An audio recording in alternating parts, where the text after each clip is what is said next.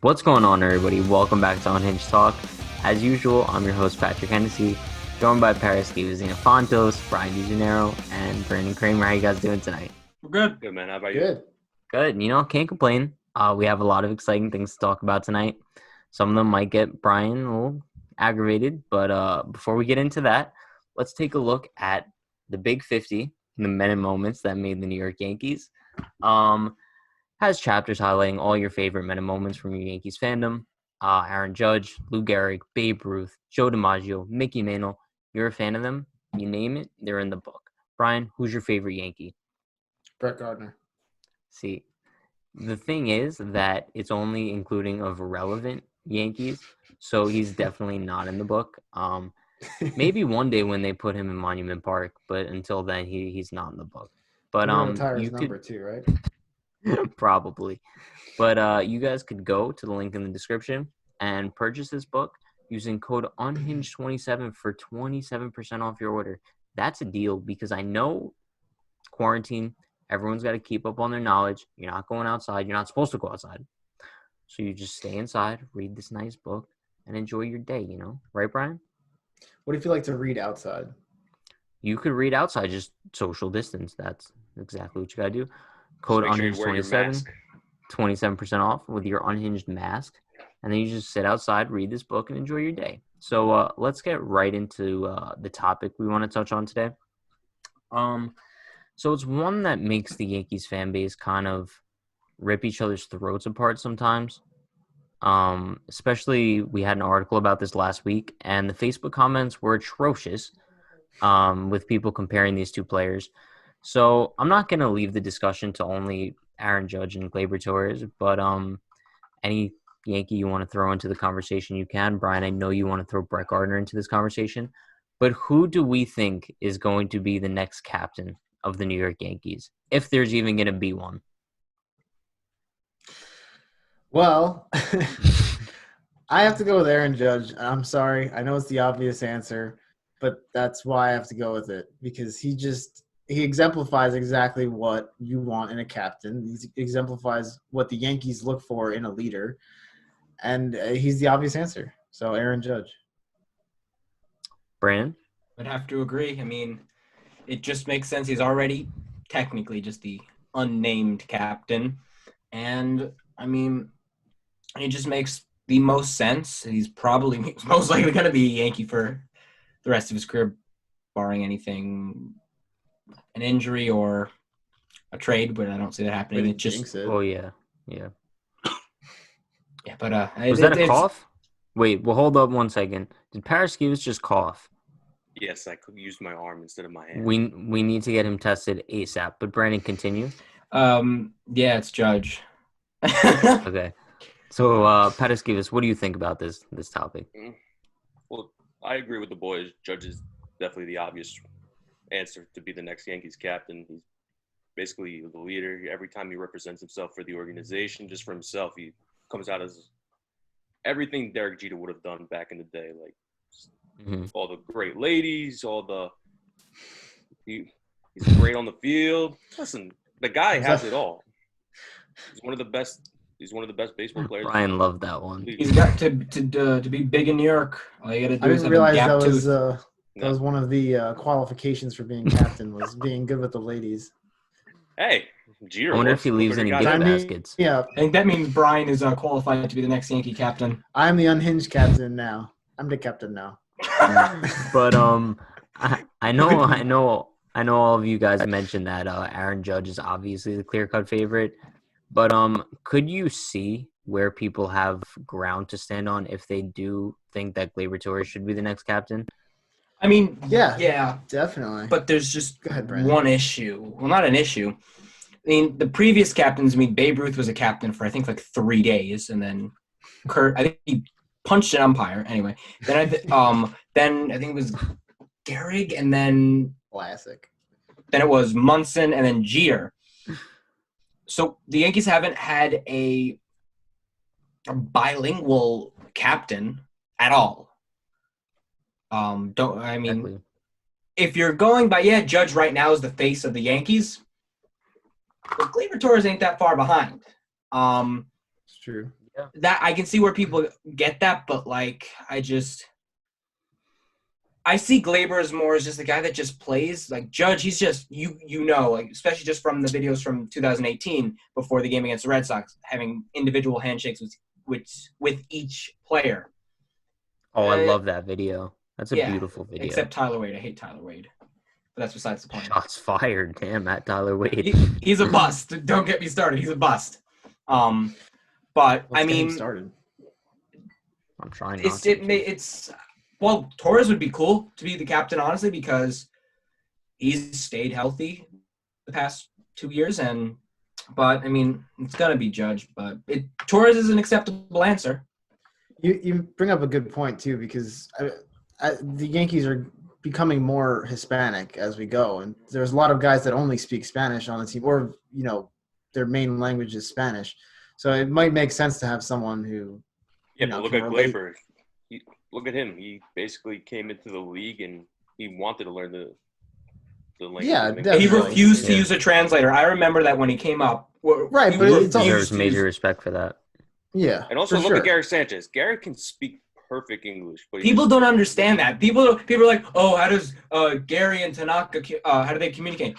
They both speak English. It's just they would rather speak in their native language to avoid misinterpretation. Exactly. And also, baseball is a universal language. Yeah. There you go, Bryn. So but it would be good for a leader to have that skill, to be able to speak that language, especially for like young players coming up, people who maybe haven't been in the league or the United States long enough to, really get to know the language the way Glaber Torres and Gary Sanchez have.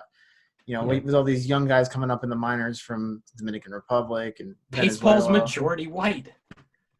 I mean, you want to diversify the game and get to everyone. And we are. And that's why it might make sense to have someone who speaks Spanish. Yeah. If we're looking at that as a. See, I agree that, there's really no wrong choice, either Glaber Torres or Aaron Judge. But I think now, if a decision was to be made today, which it's not, you obviously have to go with Aaron Judge. 100%. But I think that decision isn't going to be made for a long time. When I say a long time, I think we're about 5 years away from another captain. So in 5 years, Judge will be 33. A lot can change in 5 years. He's 28 right now. Yeah, I mean, he could have a long-term extension by then. If he does have a long-term, 5 is 33. Sorry, go on. Yeah. Wait, did I not say 33? No, you did. Saying, no, the thing I was indicating is he will be 33 in the next 5 years, but he's not due for a contract extension until 30. Honestly, the thing with the contract extension is I think when he signs a big deal, that's when they'll kind of officially name him a captain. It also depends because if his arbitration gets to be a bit high, like if it gets to the Mookie Betts range, which was how much did Mookie Betts get with the Red Sox 2 years ago? 25 or something. 29 or something. I think Judge, here's the thing.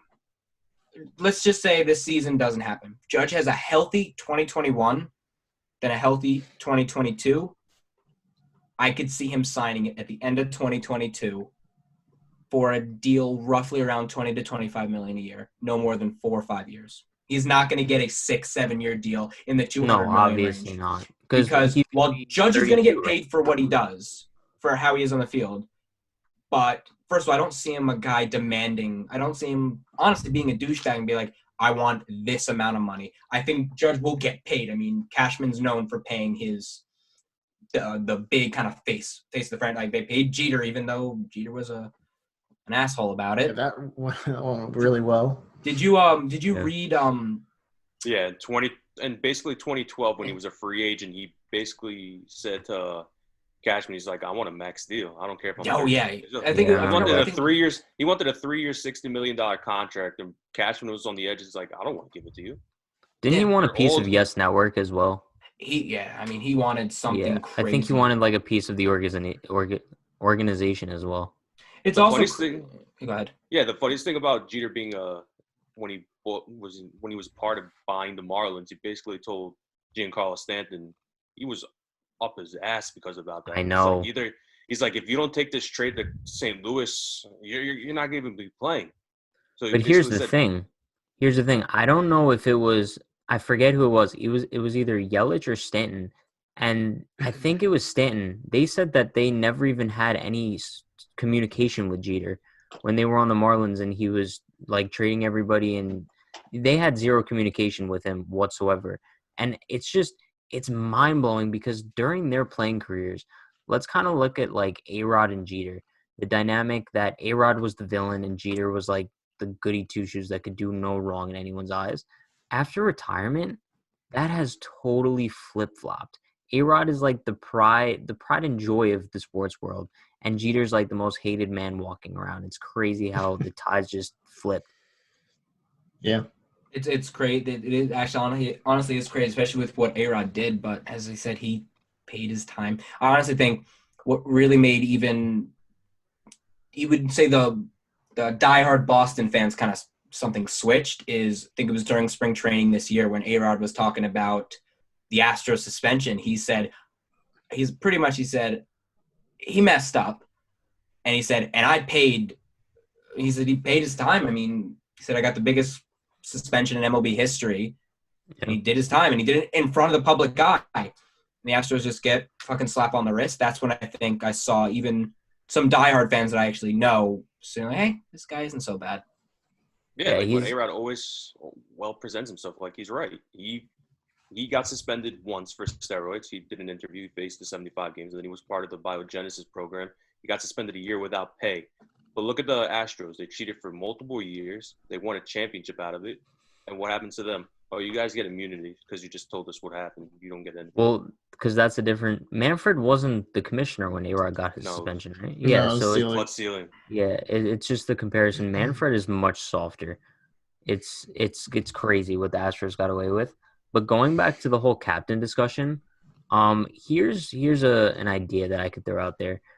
So Glaber Torres is how old? 23? 23. Yes. Aaron Judge is 28. I think that people might forget that both of them could be captain throughout their time with the Yankees. By the time Judge is retired, he'll be lucky if he makes it until he's 38.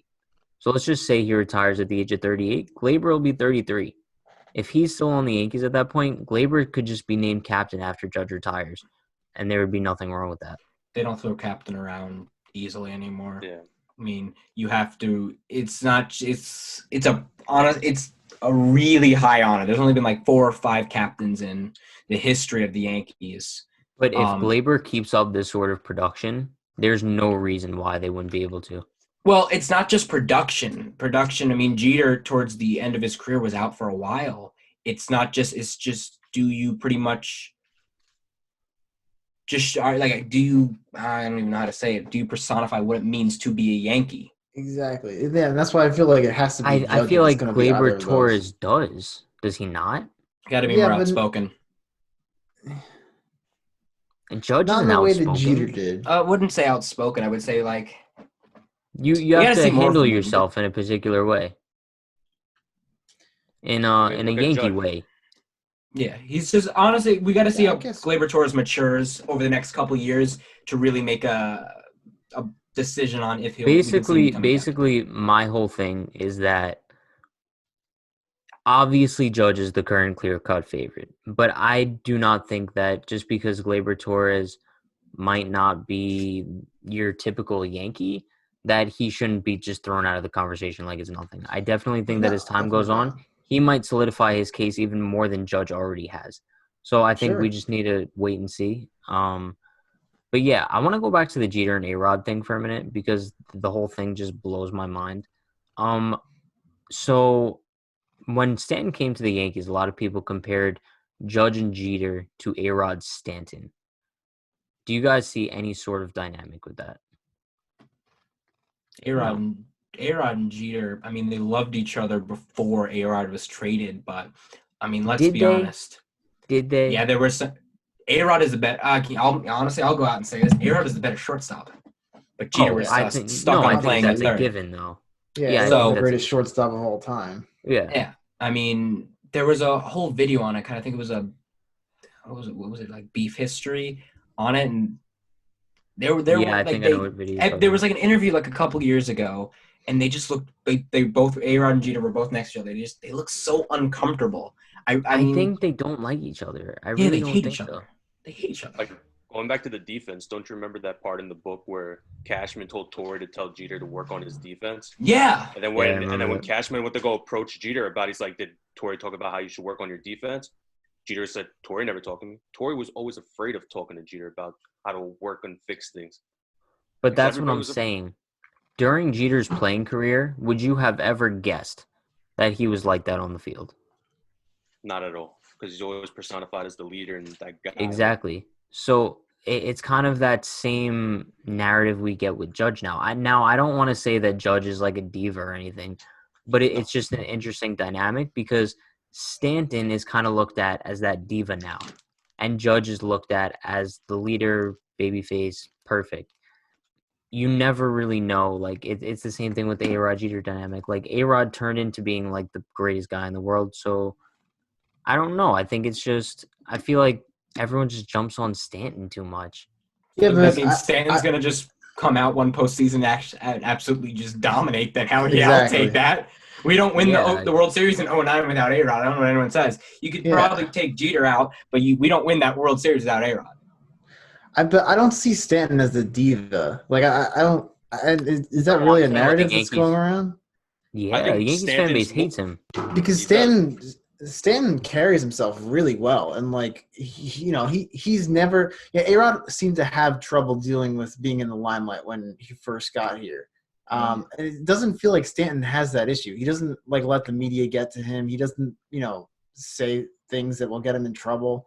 He seems like like a good little soldier. I think So- it's because the team is so kind of tightly packed. But I mean, Yeah. the thing with the Well, Yankees then why fan does base the is fan base hate him? because Because well, here's the because thing: they're he gets hurt more. crazy. He gets hurt more, but here's the thing: Judge is more like we all know. Stanton has had some injury issues, but there is no way, honestly. Judge is probably as injury prone as well, maybe if not more. I mean, he's hurt. Yeah. He's not even in 2017. He was hurt for the second half of that year. If you're gonna pretty much bash Stanton for not being healthy, then keep that same energy. Judge hasn't been Exactly. healthy. I'll Yeah. say this: when in any point of limelight, if you're making $325 million, the public is going to hate you 100%. Of course.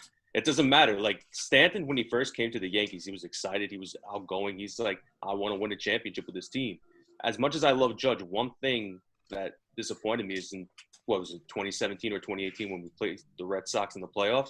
After they bashed David Price at Fenway Park and they left Fenway Park and he played New York. I Don't you loved think that was about him. I love I him. love it loved too, that.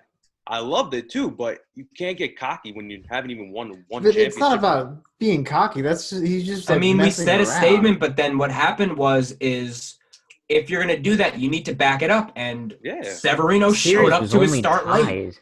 The series was Wasn't- only tied at that point. Yeah, but I the mean, momentum shift, 2 games in the Bronx when we didn't lose one single game at home the year before. But honestly, Didn't they lose I don't really 16 care to to be 3? honest. we lost Did they 16-1. I was at the game. Severino literally started warming up 15 minutes before first pitch. So I mean, Okay, but I you don't. can't put that on Judge. It's not like No, he it's not on jinxed No, Judge. it. I'm not saying. I'm just saying it's like you have to back it up if you're going to do that type of stuff. Yeah, no, I Judge was completely insane agree. that postseason.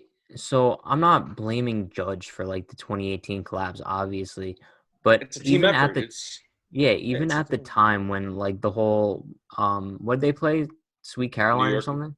New New York. York. Yeah, they played New York on his like boombox or whatever. That was a big-ass boombox. I ain't gonna lie.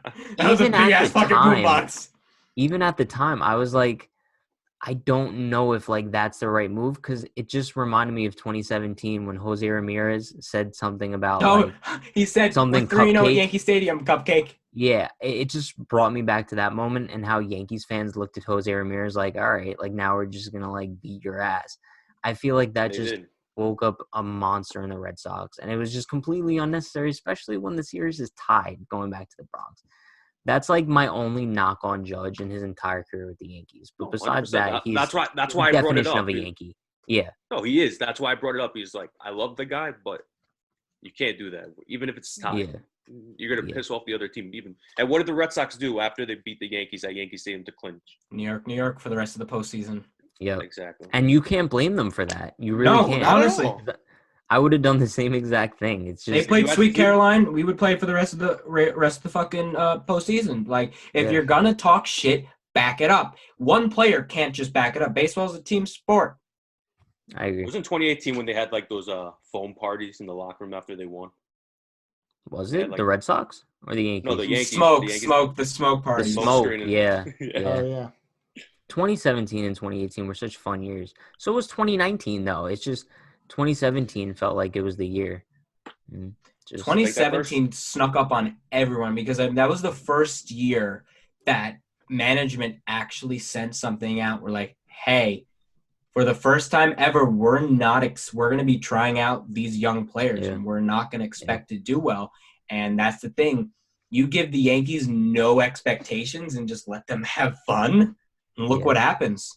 Was it Maybe, 2017 or 2018 when Didi had like a monster first week in April? 2018. 2018, and then he Yeah. that honestly, once the thing I actually remember that with Didi was that's when the entire league figured out how to pitch against Didi Gregorius. They kept trying to think, oh, get him, throw him inside.